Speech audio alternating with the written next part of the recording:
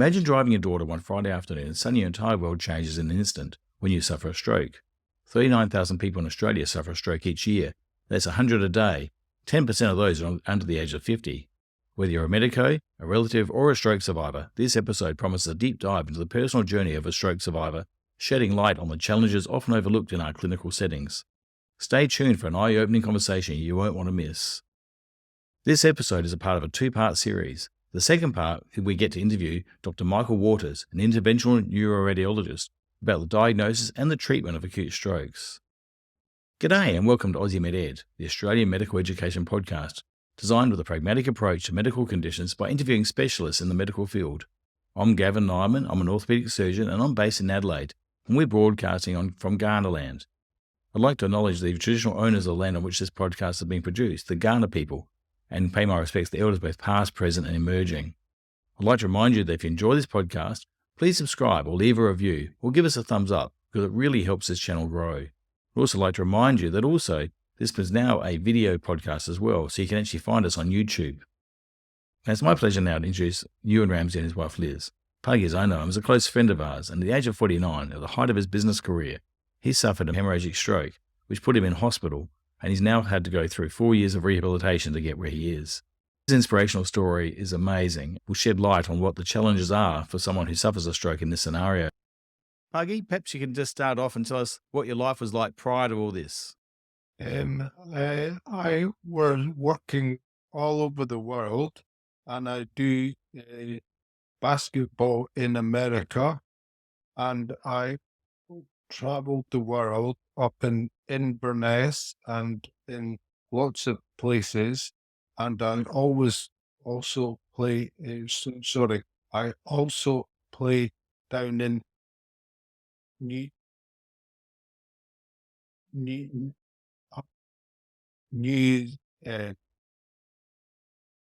Malawi as well, and it was really good. The next, You were full on, weren't you? You I were did. full on, really, really busy. It does, and it was in the morning of 14 years ago. I got a headache. No, that's not right. No, Not 14 years ago.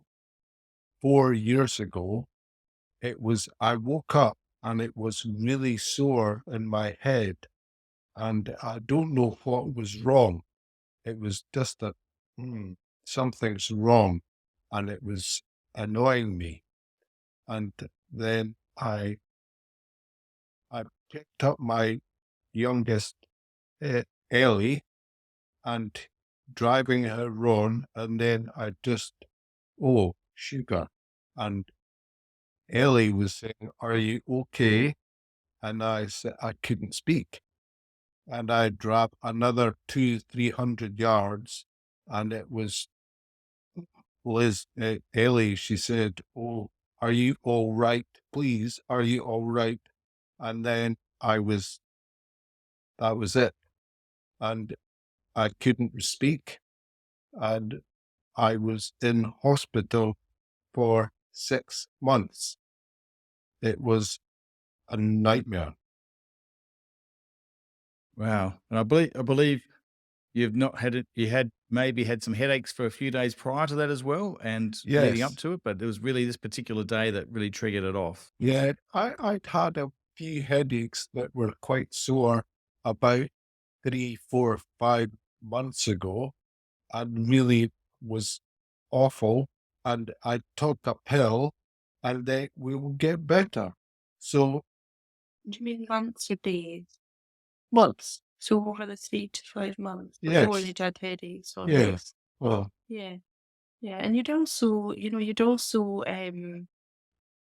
been treated for high blood pressure because you had yes. had high blood pressure Yeah. before. Yeah. Mhm. We had a history of high blood pressure and your medications for it. And you Yes. obviously were very busy at work. I believe you're running left, right, and centre at work and doing many other activities. Yeah. Oh. Yes. I think look it back. I was really busy working 7 days a week, and I would say I would always, Liz would say, "Are you okay?" And I said, "Yes, I'm busy, but I'm fine."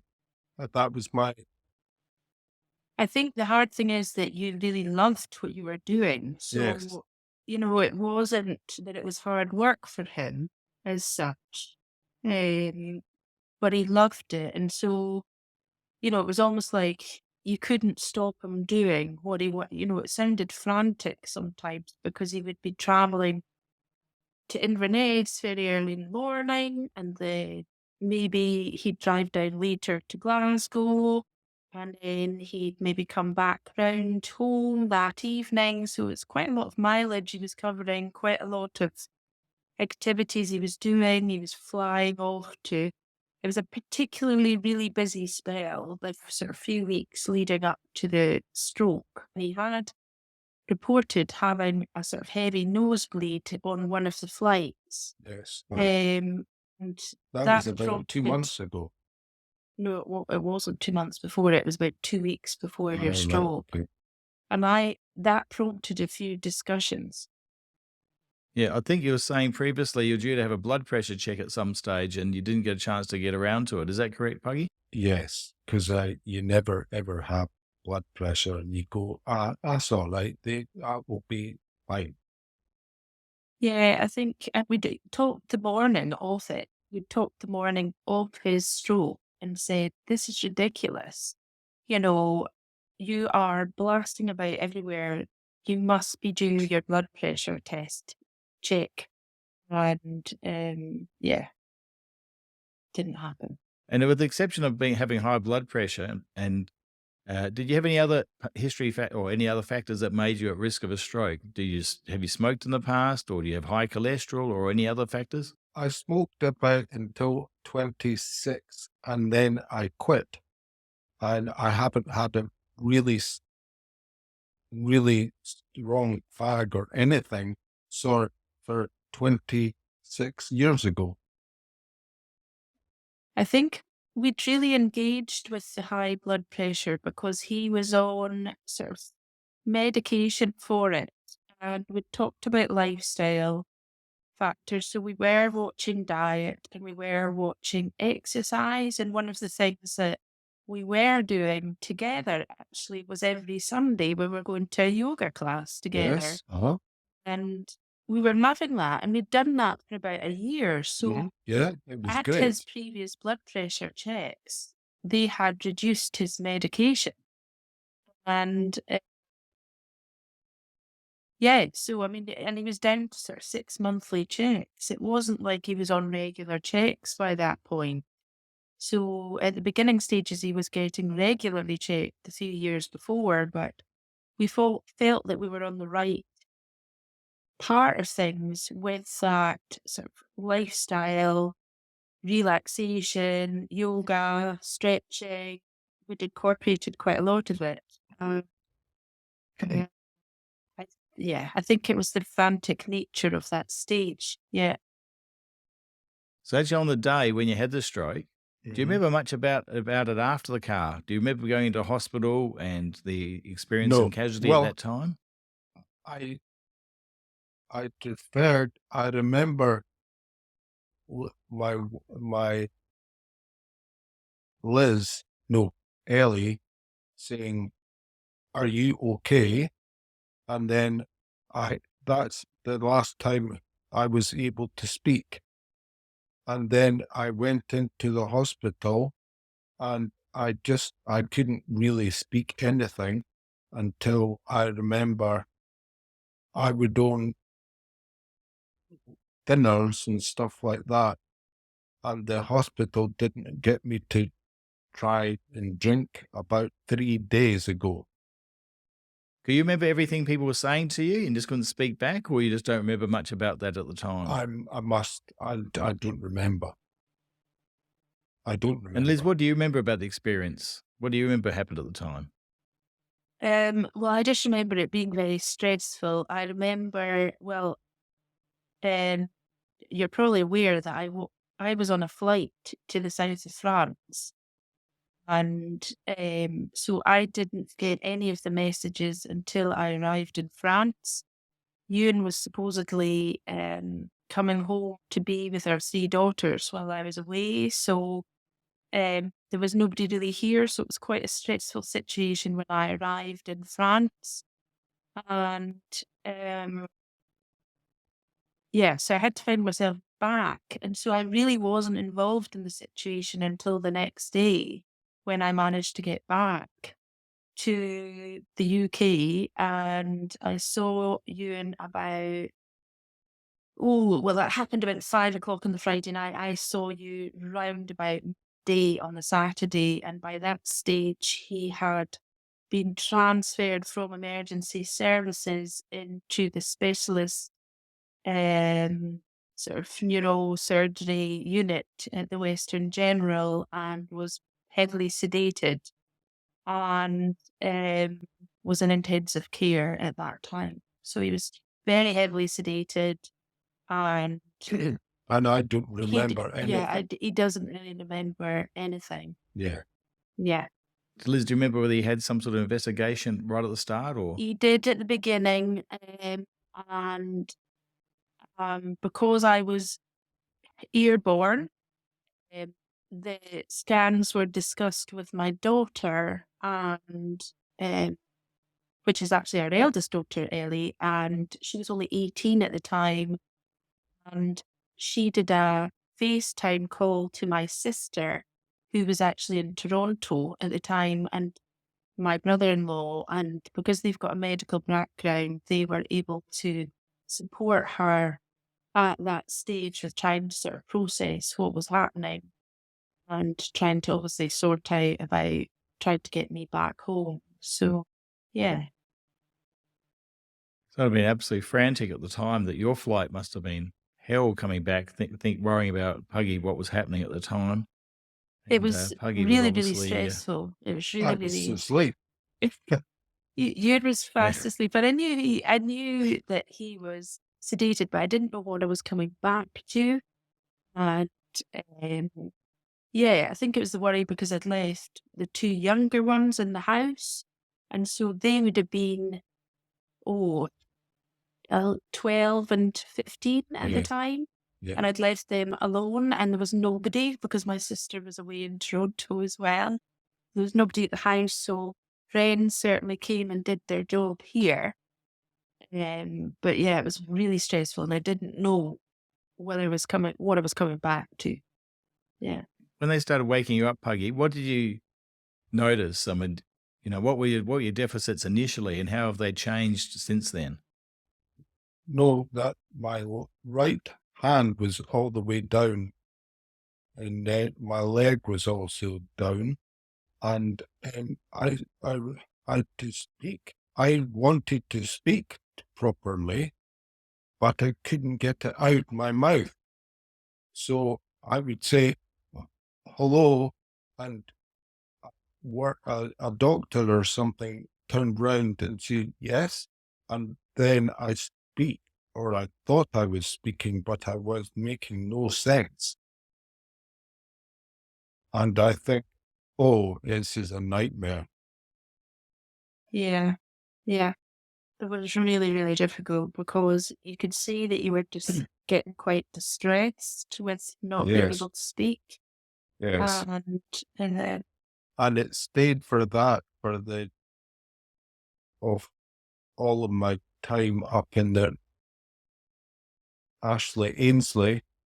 And if you really want to, it probably would take me 6 months, no, 1 year and a half year ago. That was, I couldn't speak really at all. I think the early stages you were very random in your words. I think the thing that was most upsetting for family, especially our daughters, was that you couldn't uh, say who they were. You would mix up names, which you still do, um, but that's yeah. But it was quite distressing for everybody around because you just couldn't identify. You knew who people were, but Mhm. you just couldn't communicate, and that because there's social media and you're an avid social media person, he was sending messages to family and friends, and nobody really understood what those messages were. Nobody And it could, was appalling. It was awful.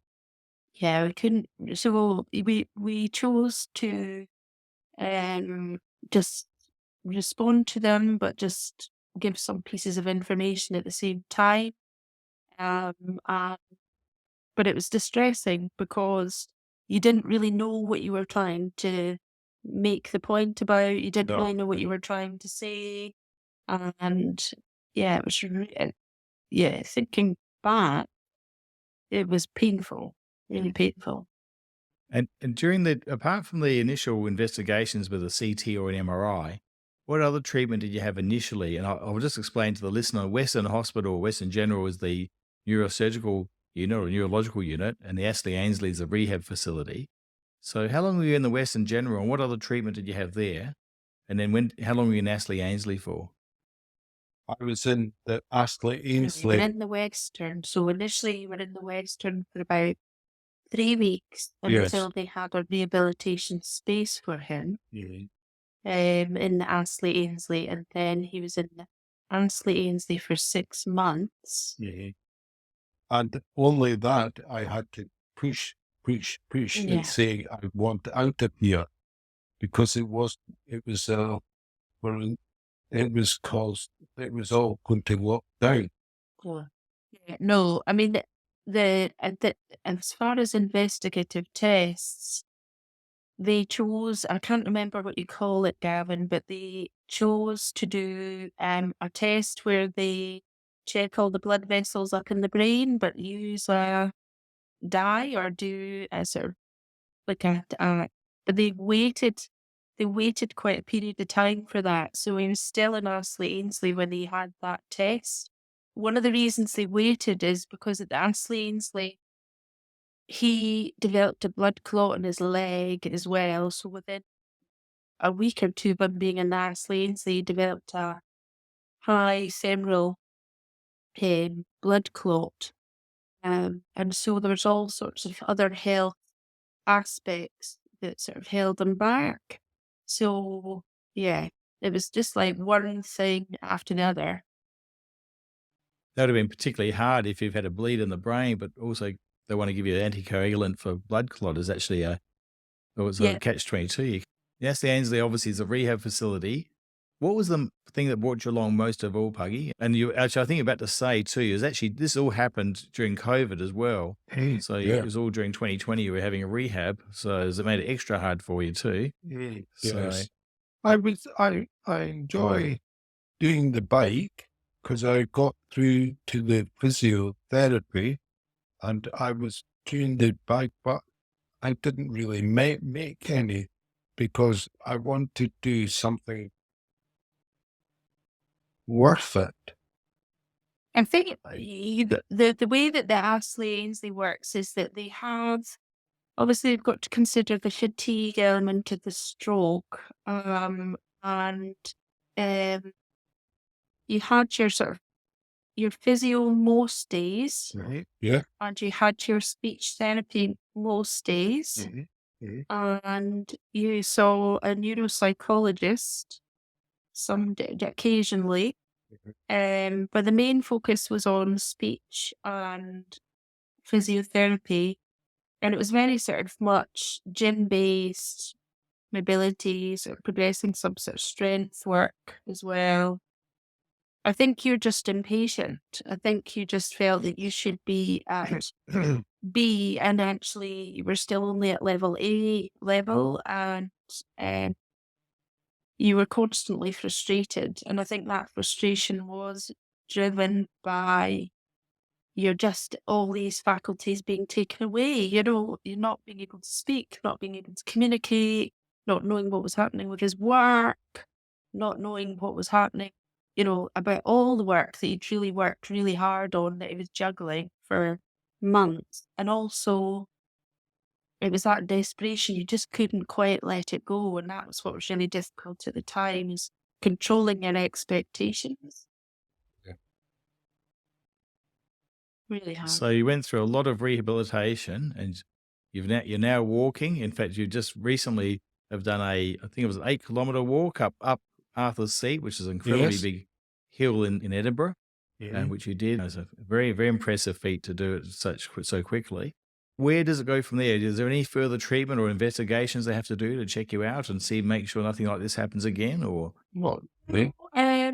No, Puggy was discharged from hospital just as COVID came in, and then we did a lot of the sort of rehab and things at home. So you did some of it on a screen, but you've not really been in for rehab. You've had a lot more speech therapy and things like that, Yeah. and that's just been stopped. Mhm. And so it's really down to time and me. And yeah. And yeah, so there's not really anything else that we're waiting for, no further tests. They've explained this as just that high blood pressure at that time. There's no weaknesses there in the blood vessels. They're happy with them. There's no treatment that needed to take place as a result of that. And the main thing is managing your blood pressure, which has been absolutely fine. There hasn't been another episode of high blood pressure at all since that event. Mhm. And I got to try and go to Malawi in 2024. Well, the drive's still there, Gavin. The push is still That's there. that is going to happen. so you're keen to get back on as much of your normal life as possible. So Yes. um, Yes. it's a hell of a toll to take, go through all this. When I was speaking to you earlier this year, we're talking about the importance of perhaps needing support groups would be hand. Is that the thoughts you still have, or do you feel like things are settling down? Mm, the only one that I really thank you for was down in Peebles, because it was Fiona How's your McFarlane. speech therapy? She was excellent. Very supportive for Yes, you. she started for 3 years, didn't she? And it was she did every week and for once a week, and it was really, really good. I think that there is weaknesses in the system.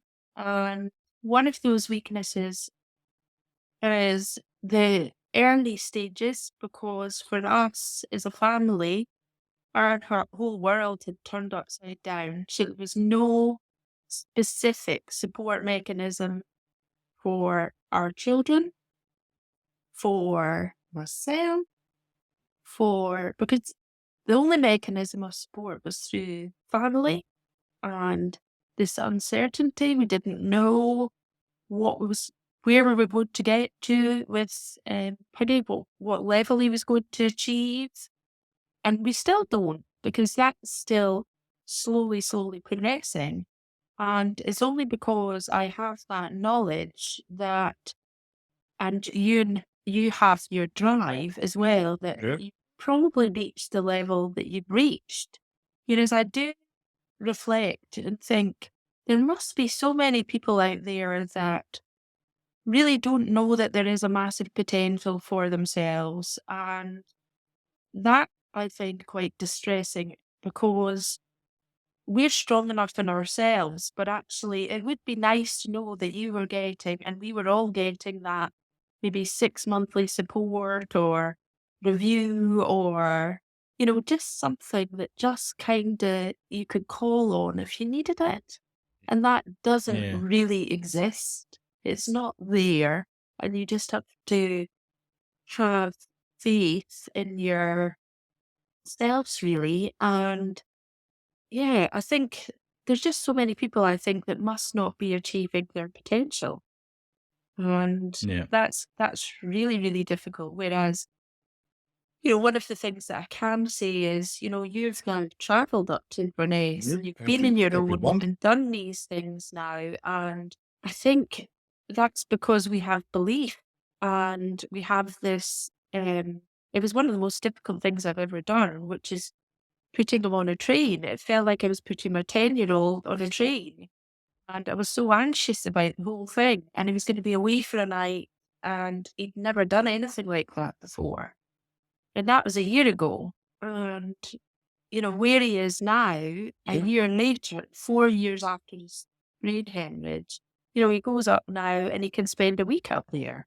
So, it's changed. It's still progressing. And I think that's the thing, is it doesn't end. Our brains still continue to form and rechange and reshape and develop.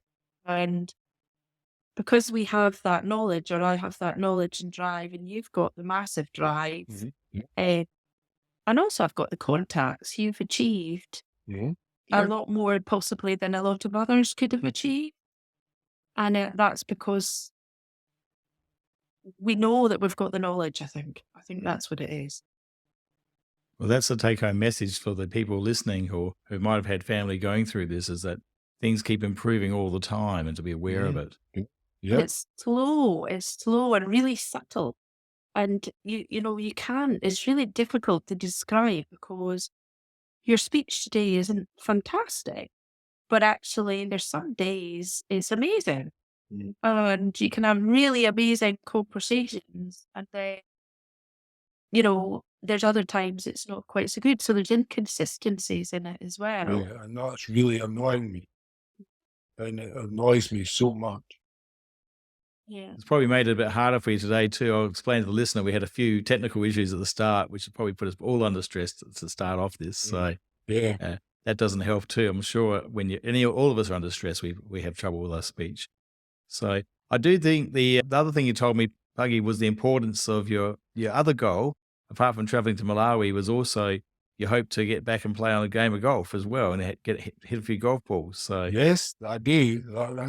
That's one thing I try, take my time, and I hit a golf ball. So that's You tried? Yes.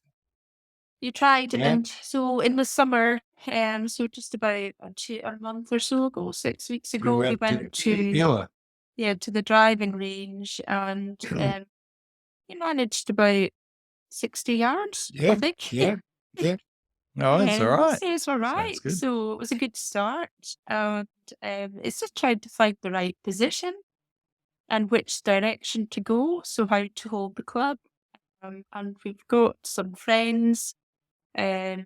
Actually one who's a golf pro, so they're going to try and help support us a little bit with that as well. So yeah, we're really lucky with the people that we have and the support network that we have got. And the hope is that you could get back to doing some things like that again. I can get to and go and watch the football. Yeah. Stuff like that. So he goes out, he does things with others, and goes to sort of the football and things. So big love there. So yeah. Look, it's been fantastic hearing your story. We all put ourselves in your situation, and it's just impossible to try and understand how hard it would have been to going through those few days, particularly, but also the next 4 years. But it's brilliant, and hopefully the listener will get a bit out of it. Final thing, is there anything you think that would be important for young doctors to know about for treating patients who suffer a stroke, and what you think is worth telling them? I think a lot about hope and what would I say? Probably, I think the main thing is to ensure that the people that are supporting the individual with the stroke, and the individual with the stroke, knows that there's lots of potential. It doesn't need to be just like it was. It's not the end of the world. There is scope out there, there's change. The brain develops, the brain changes, it reforms, it reshapes. I think that's an important message right from the very beginning, that needs to be followed through more regularly. And if they can, I think the rehab services fall through a bit, because they only really cover they only do sort of the first 6 months. And we've not really had any sort of regular rehab as such. You've had some support because you go Yeah. when you get, the other thing that he does get, Gavin, is he gets Botox injections every sort of Yeah. 4 months or so into his arm or his calf or whatever. So you do still keep connected in some ways, but there's no, there's no review of his limbs and his movement and, seeing if there's times when it maybe just a little bit of extra rehab would be really valuable. Uh, and Yeah. so that's the bit that's missing. And I guess it's more to do with funding rather than anything else. But I think it's about positivity rather than, I mean, the consultant said to me when I arrived, he was very, very, obviously I'd done all that traveling and I'd had all that worry. And the first thing he said to me, and I just saw him in a corridor. So being mindful of, of the situation as well would be really helpful, because I'd just arrived back from France and he just sneaked out of theatre, spoke to me in a corridor and said, the damage is all done now. It's all done. So it's whatever you can make out of it from here. And that resonates with me. And I suppose that's the bit that, yes, he was right. I probably needed to hear that, but that was quite a difficult time to hear that. But Yeah. if you Yeah. have one thing, is things get better and better and better. So if you keep on trying, you will make sure that some things doing well for you. I think, it's about maintaining your positivity, isn't it? Yes. And yeah, Well, I think and we need to. Puggy, is just a fantastic way to finish the interview. Is that last sentence is just brilliant. Okay. Is what you've said the whole time, and been fantastic speaking to you. Thank you very much. Thank you. Okay. Thank you. Thank you very much for listening to our podcast today.